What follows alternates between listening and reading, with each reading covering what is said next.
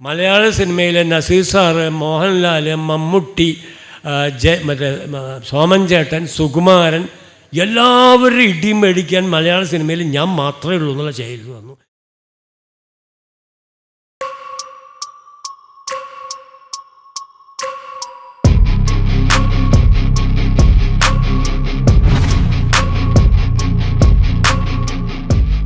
നമസ്കാരം.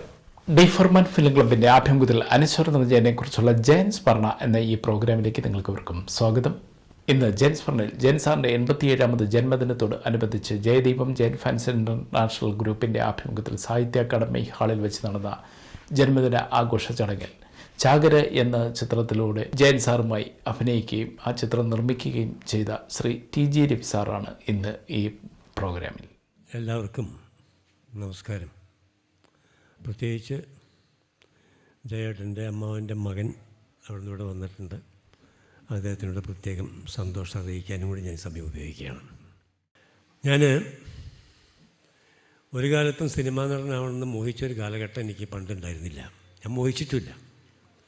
എൻ്റെ മോഹം മുഴുവൻ നാടകമായിരുന്നു. ഇതിനകത്ത് നാടകം അഭിനയിച്ച് നാടകം സംവിധാനം ചെയ്ത് എൻ്റെ നാട്ടിൽ നിന്ന് തുടങ്ങി അത് തൃശ്ശൂർക്ക് വന്നു. അങ്ങനെ ചില ക്ലബ്ബുകളും കാര്യങ്ങളൊക്കെ ആയിട്ട് നാടകമായിട്ട് നടക്കുന്നൊരു കാലഘട്ടത്തിലാണ് പെട്ടെന്ന് തീരെ പ്രതീക്ഷിക്കാതെ എനിക്ക് ഒരു മോഹം ഉദിക്കുന്നത് നാടകം കഴിഞ്ഞിട്ട് ഓൾ ഇന്ത്യ റേഡിയോയിൽ എൻ്റെ ശബ്ദം കേൾക്കണം എന്നുള്ളതാണ്. അങ്ങനെയാണ് ഞാൻ പഠിച്ച തൃശ്ശൂർ എഞ്ചിനീയറിംഗ് കോളേജിൻ്റെ അടുത്താണ് ഈ ഓഫീസ്. അപ്പോൾ അവിടെ പോയി. അപ്പോൾ അവർ പറഞ്ഞു, ഇവിടെ റെക്കോർഡിംഗ് ഇല്ല, ബ്രോഡ്കാസ്റ്റിംഗ് മാത്രമേ ഉള്ളൂ. അന്ന് ഏതായാലും മോഹിച്ചു പോയതല്ലേ എന്ന് വിചാരിച്ച് പിന്നെ റെക്കോർഡിംഗ് സൗകര്യമുള്ള സ്ഥലം കോഴിക്കോടാണ്. അതുകൊണ്ട് കോഴിക്കോട് പോയി. അവിടെ വെച്ചിട്ടാണ് ഈ നാടകം സംവിധാനം ചെയ്യാനൊക്കെ വരുന്നത്. നമുക്കറിയാതിരിക്കാൻ പ്രസിദ്ധ എഴുത്തുകാരനായിട്ടുള്ള തിക്കൊടിയേട്ടനാണ്. അങ്ങനെ തിക്കൊടിയേട്ടൻ എൻ്റെ നാടകങ്ങൾ ഒരുപാട് ഡയറക്റ്റ് ചെയ്യാൻ വന്നിട്ടുണ്ട്. ഞാൻ സ്റ്റേജിൽ അഭിനയിച്ച് നാടകങ്ങൾ അദ്ദേഹം കണ്ടിട്ടുണ്ട്. അതിൻ്റെയൊക്കെ ഫലമായിട്ട് തിക്കൊടിയേട്ടൻ സ്ക്രിപ്റ്റ് ശരിയാക്കിയ ഒരു സിനിമയാണ് ഉത്തരായനം എന്ന് പറഞ്ഞ സിനിമ. G. അരവിന്ദൻ സംവിധാനം ചെയ്തതാണ്. അപ്പോൾ ആ സിനിമയിലേക്ക് നമുക്കറിയാം, പുതിയ ആൾക്കാരാണ് മിക്കവാറും എല്ലാവരും. ബാലേട്ടനും കുഞ്ഞാണ്ടിയേട്ടനൊക്കെ ഒഴിച്ച് ബാക്കി മിക്ക ആൾക്കാരും, അടൂർ ബാസിയേട്ടൻ, അങ്ങനെ ഞാൻ, മല്ലിക, സുകുമാരൻ, വിജയൻ, തമിഴിലായിരുന്നു വിജയൻ, ഒക്കെ പുതിയ ആൾക്കാരാണ്. അങ്ങനെ പുതിയ ആൾക്കാരുടെ കൂട്ടത്തിൽ എന്നെയും ഉൾപ്പെടുത്തി. അങ്ങനെയാണ് ഞാനൊരു സിനിമ നടനാകുന്നത് എന്ന് പറയാൻ വയ്യ. പക്ഷെ എന്താണെന്ന് വെച്ചാൽ അന്ന് സിനിമയിൽ അഭിനയിക്കുമ്പോൾ എൻ്റെ വലിയ മോഹം എന്താണെന്ന് പറഞ്ഞു കഴിഞ്ഞാൽ ഈ ജയനെ പോലെയും നസീർ സാറിനെ പോലെയൊക്കെ പുറത്തിറങ്ങി നടന്നു കഴിഞ്ഞാൽ പിന്നാലെ ഒരുപാട് ആൾക്കാർ കൂടുന്നതാണ്. ഒരാൾ എന്നെ തിരിച്ചറിഞ്ഞില്ല. ഒരാൾ എൻ്റെ ഈ സിനിമ, ഈ അന്ന് അവാർഡ് സിനിമ കാണാൻ വളരെ കുറച്ച് ആൾക്കാരേ ഉണ്ടാവുള്ളൂ. പല ആൾക്കാരും കണ്ടിട്ടില്ല. അവിടുന്നാണ് മോഹമുദിക്കുന്ന. അവിടുന്നാണ് സിനിമ പിന്നെ എൻ്റെ മനസ്സിൽ കയറിയത് ഈ ഉത്തരായനം എന്ന് പറയുന്ന അധികം ആൾക്കാർ കാണാത്ത അവാർഡ് സിനിമയായിട്ടുള്ള G. അരവിന്ദൻ്റെ സിനിമയിൽ കൂടെയാണ്. അതിന് ഉത്തരവാദിത്തമായിട്ടുള്ള ആൾ തിക്കൊടിയേട്ടനാണ്.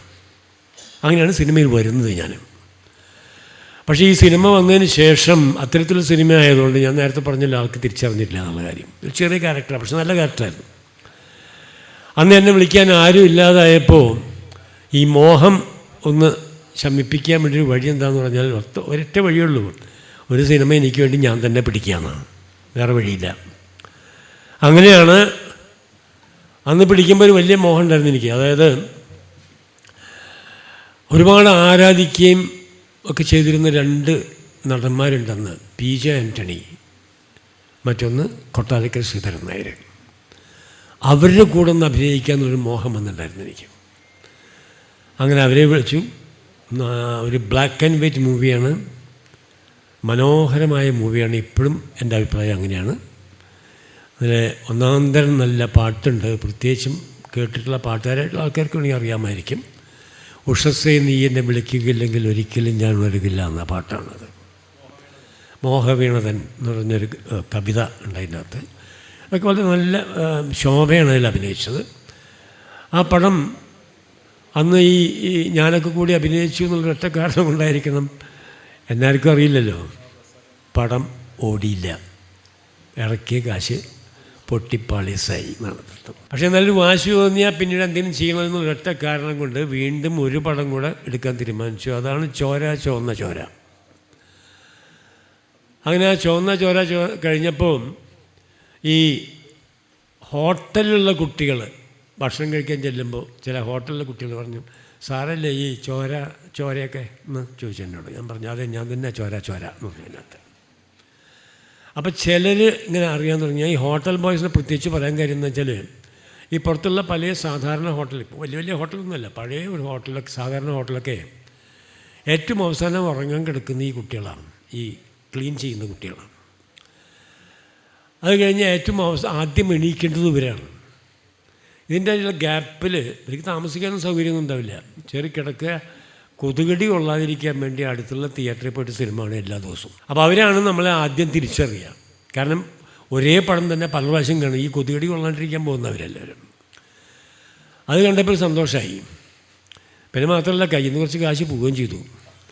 അപ്പം ഞാൻ ഈ പ്രധാന ക്യാരക്ടറും ചെയ്തിട്ട് ഈ പരിപാടി നടക്കില്ല എന്ന് എനിക്ക് അന്നത്തെ കാലത്ത് ബോധ്യമായി. അപ്പോൾ നമുക്കൊരു പണി ചെയ്യാം, നമുക്ക് കമേഴ്ഷ്യൽ മൂവി എടുക്കാൻ തീരുമാനിച്ചു.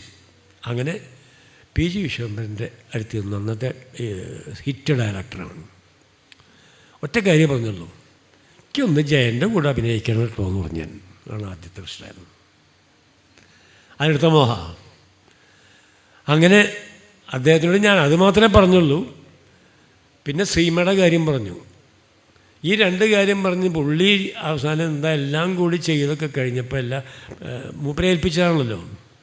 അവസാനം എനിക്ക് അഭിനയിക്കാൻ ആകെ ഒരു ക്യാരക്ടർ വന്നു, അത് വില്ലൻ ക്യാരക്ടറായിപ്പോയി. ഞാൻ ഈ വില്ലൻ ക്യാരക്ടർ അഭിനയിച്ചുകൊണ്ടിരുന്ന അവസാനം എന്താണെന്ന് വെച്ചാൽ, ആ ഷൂട്ടിങ്ങിനിടയ്ക്ക് എൻ്റെ ഭാര്യ എന്നെ വല്ലാതെ സപ്പോർട്ട് ചെയ്തിരുന്നു കേട്ടോ സിനിമയിൽ അഭിനയിക്കാൻ വേണ്ടിയിട്ട്.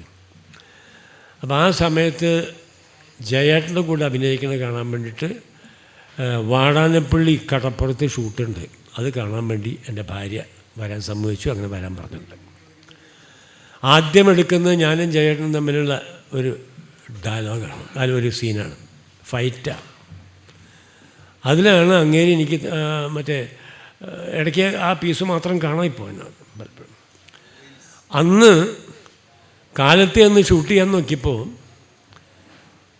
ഒരു ജനം എവിടുന്നൊക്കെ ഒഴിയുമെന്നൊന്നും എനിക്കറിയില്ല, അത്രമാത്രം ജനം. ഈ കടപ്പുറത്ത് കടലിലെ വെള്ളത്തിനേക്കാൾ കൂടുതൽ ജനം ഈ കരയിലുണ്ടായിരുന്നൊരവസ്ഥ വന്നു. ആളെ മാറ്റി ഷൂട്ട് ചെയ്യാൻ പറ്റാതെ ഇപ്പോൾ എൻ്റെ ഭാഗ്യത്തിന്, ആസ് എ പ്രൊഡ്യൂസർ എൻ്റെ ഭാഗ്യത്തിന് ഒരാന പോകുന്നുണ്ട് ആ സമയത്ത് വഴിയിൽ കൂടെ. അപ്പോൾ പ്രൊഡക്ഷൻ കൺട്രോളർ മാനേജർ ഓടിപ്പോയിട്ട് ആനക്കാരനെ വിളിച്ചിട്ട് പറഞ്ഞു, ഈ ആളെ ഒന്ന് മാറ്റിത്തരുമെന്ന് ചോദിച്ചു. അങ്ങനെ ഈ കൂട്ടത്തിൻ്റെ അകത്തോട്ട് ആന വന്ന്, ആന നടക്കുന്നതിൻ്റെ പുറകെ കൂടെ കയറ് കെട്ടിയിട്ടാണ് വന്നത് എന്ന് വെച്ചാൽ. കാരണം ജയേട്ടനെ കാണാൻ വന്ന ആളെ കൊണ്ട് ഷൂട്ടിംഗ് നടക്കാത്തൊരവസ്ഥയിൽ വന്നിട്ട് ഈ ആനയാണ് അന്ന് ആളെ മാറ്റിയതെന്നാണ് ഞാൻ പറഞ്ഞു എൻ്റെ കാര്യം. ആന ആളെ മാറ്റിയിട്ട് ഷൂട്ട് ചെയ്ത ആകെ ഒരു സിനിമ ഉണ്ടാവുള്ളത് ചകരയാണ്. അപ്പോൾ അന്ന് ആദ്യത്തെ ഷോട്ട് എന്താണെന്ന് പറഞ്ഞു കഴിഞ്ഞാൽ, ഒരു മണലുകൊണ്ടൊരു കൂന ഉണ്ടാക്കിയിട്ട് ആ കൂനയുടെ ഞാൻ മേലെ കയറി നിന്ന് ജയേട്ടൻ എന്നെ ഇടിക്കുന്നതാണ് സീൻ. അതാണ് ആദ്യത്തെ. റിഹേഴ്സലൊക്കെ കഴിഞ്ഞു, സന്തോഷമായി. ആദ്യത്തെ സീനില്ലേ, ആദ്യത്തെ ഷോട്ട്, ജയേട്ടനായിട്ടുള്ള ആദ്യത്തെ ഷോട്ട്. കാനയുടെ മുകളിൽ കയറി, ഈ കൂനയുടെ മേലെ കയറി നിന്നു, റിഹേഴ്സലൊക്കെ ചെയ്തു. അവസാനം ടേക്ക് പറഞ്ഞപ്പോൾ നല്ല ഭംഗിയായിക്കോട്ടെ എന്ന് എനിക്ക് എൻ്റെ മോഹത്തിലുണ്ടല്ലോ. അപ്പോൾ അതുകൊണ്ട് ഇടത്തെ കാലം നല്ലോണം അമർത്തി ചവിട്ടിയിട്ട് നോക്കിയപ്പോൾ എന്താ വെച്ചാൽ, ഈ കാല് മുമ്പോട്ട് അങ്ങോട്ട് പോയി, ഞാൻ ഇങ്ങോട്ട് പോണതിന് പകരം ഇങ്ങനെ വന്നു. ഒരൊറ്റ ഇടി ജയേട്ടൻ്റെ എൻ്റെ താഴത്തോടെ കിട്ടി, പല്ലിൻ്റെ മുകളിൽ ചുണ്ട് പൊട്ടി ചോര വലിച്ചു. അപ്പോൾ എൻ്റെ ഭാര്യ ഈ ഷൂട്ടിംഗ് കാണാൻ വരികയും ചെയ്തു കറക്റ്റ് ആ സമയത്ത്. അതാണ് ഞാൻ പറഞ്ഞതെന്താ വെച്ചാൽ, ആ ഇടി കഴിഞ്ഞതിന് ശേഷം മലയാള സിനിമയിലെ നസീർ സാറ്, മോഹൻലാൽ, മമ്മൂട്ടി, മറ്റേ സോമൻ ചേട്ടൻ, സുകുമാരൻ, എല്ലാവരും ഇടിയും മേടിക്കാൻ മലയാള സിനിമയിൽ ഞാൻ മാത്രമേ ഉള്ളൂ എന്നുള്ള ചെയ്തു വന്നു. കൈ മോശമല്ല എന്നർത്ഥം. അതാണ് ഞാൻ പറഞ്ഞത്. എൻ്റെ അകത്ത് അദ്ദേഹം തന്നെയാണ് എനിക്ക് ഈ നീയലട അലവലാതി ഷാജി എന്നുള്ള പേരിട്ടതും ഈ ഇദ്ദേഹം തന്നെയാണ്, ഈ ജയേട്ടൻ തന്നെയാണ് എൻ്റെ അകത്ത്. അതും ഒരുപാട് നാൾ എന്നെ എല്ലാവരും കണ്ടു കഴിഞ്ഞാൽ അലവലാതി ഷാജി എന്നാണ് വിളിക്കുകയായിരുന്നു അതിനകത്ത്. കാരണം അത് സിനിമയിലത്തെ പേരാണ്. അദ്ദേഹം കൂട്ടി അഭിനയിച്ചപ്പോൾ കിട്ടിയ അദ്ദേഹം എന്നോട് ചോദിക്കുന്നത്, നീ അല്ലേടാ ഈ അലവലാതി ഷാജി എന്ന്. അതാണ് പിന്നീട് കുറേ നാൾ എന്നെ ഈ ജനങ്ങൾ മുഴുവൻ വിളിച്ചിരുന്നത്. ഞാൻ സന്തോഷപൂർവ്വം കേൾക്കുകയും ചെയ്തിരുന്ന പേരാണ് അലവലാതി ഷാജി. എന്നാലും ഞാനൊരു പടത്തിൽ അഭിനയിച്ചുകൊണ്ടിരിക്കുമ്പോൾ വേറൊരു രസം കൂടി ഉണ്ടായിട്ടുണ്ട്. ഞാൻ വേഗം നിർത്തട്ടെ ജയരാജ്, ബാക്കി ഏറ്റെടുത്തോളാം മതി. അത് വിളിച്ചുകൊണ്ടിരിക്കുമ്പോൾ അഭിനയിച്ച ഒരു കാര്യം ഉണ്ടായെന്ന് വെച്ചാൽ, അതിൻ്റെ ഡയറക്ടർ എൻ്റെ സുഹൃത്താണ്. അങ്ങേര് പറഞ്ഞു, ഇടയ്ക്ക് അങ്ങേരും അങ്ങനെ സുഹൃത്തുക്കളും കൂടെ ഒരുമിച്ചിരുന്ന് ഇങ്ങനെ റൂമിൽ സന്തോഷമൊക്കെ ആയിട്ടിരിക്കുന്ന നേരത്ത് രണ്ടാൾക്കാർ തമ്മിൽ ഭയങ്കര വഴക്കായി. അവിടെ ടി വിയിൽ ചാകര നടന്നുകൊണ്ടിരിക്കുകയാണ്. അപ്പോൾ ഭയങ്കര വഴക്കായി. ഒരു അടിപിടിയുടെ അടുത്ത് എത്തുന്നു തോന്നിയപ്പോഴാണ് അവിടുന്ന് നീ അല്ലേടാ ഈ അലവലാതി ഷാജി എന്നുള്ള ഡയലോഗ് വരുന്നത്. ഇതിലൊരുത്തിൻ്റെ പേര് ഷാജി എന്നാണ്, ഈ വഴക്കൂടുന്നതിൻ്റെ ഒരുത്തിൻ്റെ പേര്. അവിടെ വെച്ച് ഈ അടിപിടി നിന്നു. അതിനും ജയേട്ടൻ്റെ ആ പേരുകൊണ്ട് കാര്യമായിട്ടുണ്ടെന്ന് അർത്ഥം. അതിനകത്ത് ഞാൻ ചുരുക്കി പറഞ്ഞു കഴിഞ്ഞാൽ എൻ്റെ മുമ്പോട്ടുള്ള പോക്കിന് ശരിക്കും പറഞ്ഞു കഴിഞ്ഞാൽ വലിയ സഹായമായി തീർന്നത് ഇന്നും ജയേട്ടൻ്റെ കൂടെയുള്ള ആദ്യത്തെ ഷോട്ടിന് എനിക്ക് കിട്ടിയാണെന്ന് ഞാൻ വിശ്വസിക്കുന്ന ആളാണ്.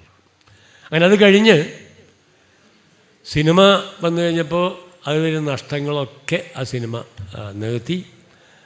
അപ്പം എനിക്ക് തോന്നി ഒരു പടം കൂടി എടുത്താൽ തിരക്കേടില്ലാന്ന് തോന്നി. ജയേട്ടനെ വെച്ചൊരു പടം കൂടി എടുക്കാൻ തീരുമാനിച്ചു.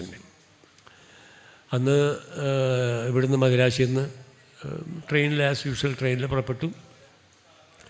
അപ്പോഴേക്കും ഞാൻ വേറെ ഒന്നിൻ്റെ സിനിമയൊക്കെ അഭിനയിച്ച് കഴിഞ്ഞിട്ടുണ്ട്. അപ്പോൾ കുറേശ്ശെ എനിക്ക് ഐഡിയൊക്കെ ആയി തുടങ്ങി. ഇവിടുന്ന് പുറപ്പെട്ടപ്പോൾ അന്ന് ഈ മൊബൈലൊന്നും ഇല്ലല്ലോ.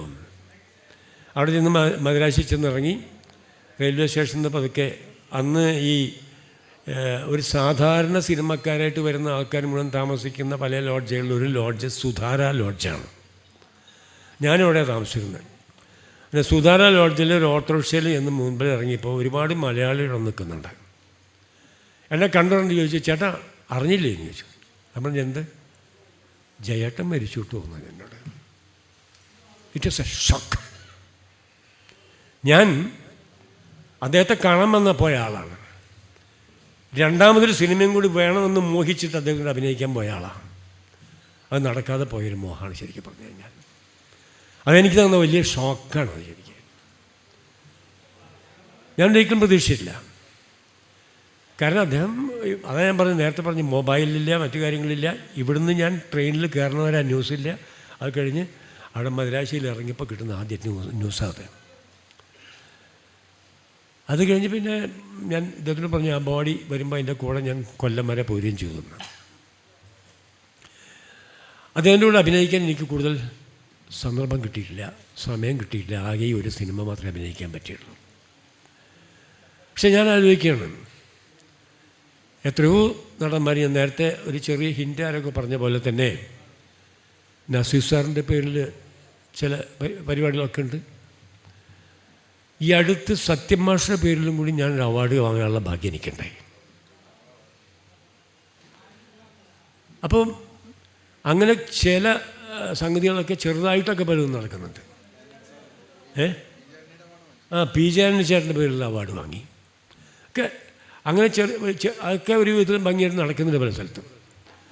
പക്ഷേ പഴയ ആവേശത്തോടു കൂടെ തന്നെ ജയേട്ടനെ കാണുന്ന അതേ ആവേശത്തോടെ അദ്ദേഹത്തെക്കുറിച്ച് ഓർക്കുന്നത് ഈ സംഘടനയാണെന്നുള്ളത് പറയാൻ എനിക്ക് ആരും പറ്റില്ല. അത് ഇപ്പോഴും വളരെ ഭംഗിയായിട്ട് കൊണ്ട് നടക്കുക. ജയദീപം എന്ന് പറഞ്ഞ സംഘടന പല സ്ഥലത്തുമുണ്ട്, ഇന്നുമുണ്ട്. ഇന്നും അദ്ദേഹത്തിൻ്റെ ഓർമ്മ വളരെ ശക്തമായിട്ട് അന്നത്തെ സിനിമ കാണുന്ന സിനിമാ പ്രേമികളുടെ മനസ്സിൽ മുഴുവൻ ജയൻ ഇങ്ങനെ വളരെ പച്ചയായിട്ട് നിൽക്കുന്നുണ്ട്. എനിക്ക് തോന്നി ഈ ഒക്കെ വന്ന കൂട്ടത്തിൽ ജയൻ്റെ പടം ഇനി വീണ്ടും വരുന്നത് എനിക്ക് തോന്നുന്നത്.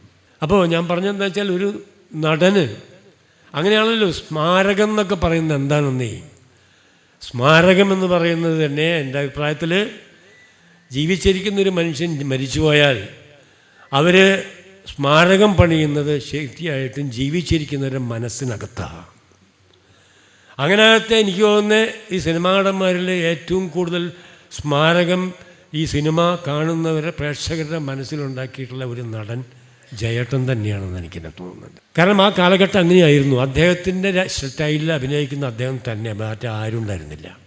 ഒരു പ്രത്യേക സ്റ്റൈലാണ്. അപ്പോൾ ഞാനിത് പ്രത്യേകിച്ച് ഇത് പറയാൻ കാര്യം എന്താണെന്ന് പറഞ്ഞു കഴിഞ്ഞാൽ, എൻ്റെ ഒരു തുടക്കം എന്ന് പറയുന്നത് വില്ലനായിട്ടുള്ള തുടക്കം ചാകരയാണ്. ഫൈറ്റ് തുടങ്ങിയത് ജയേട്ടനായിട്ടുമാണ്. ശരിയായിട്ട് പറഞ്ഞു കഴിഞ്ഞാൽ അത്തരത്തിലുള്ള ഫൈറ്റ്, കെട്ടിമറിഞ്ഞുള്ള ഫൈറ്റ് പാദസരത്തിലുണ്ട്. പക്ഷെ അതല്ല, ഫൈറ്റ് മാസ്റ്റർ വെച്ചുകൊണ്ട് ഇടി തുടങ്ങുകയും ഇടി മേടിക്കുകയും ചെയ്ത് തുടങ്ങിയത് അവിടെ നിന്നാണ്.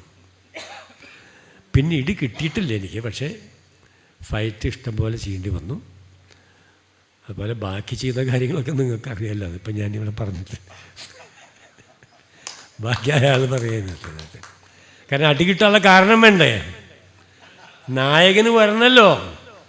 നായകൻ വരുമ്പോൾ എന്നെ അടിക്കാനുള്ള ഒരു വഴി എന്താണെന്ന് നിങ്ങൾക്ക് മനസ്സിലായിക്കൂടെ? സാധാരണ വഴിയൊന്നും കണ്ടാൽ വരില്ല. അപ്പം കാണണം, അപ്പം കാണുന്നത് എന്താണെന്ന് നിങ്ങൾക്ക് മനസ്സിലായിട്ടുണ്ട് അതിനകത്ത്.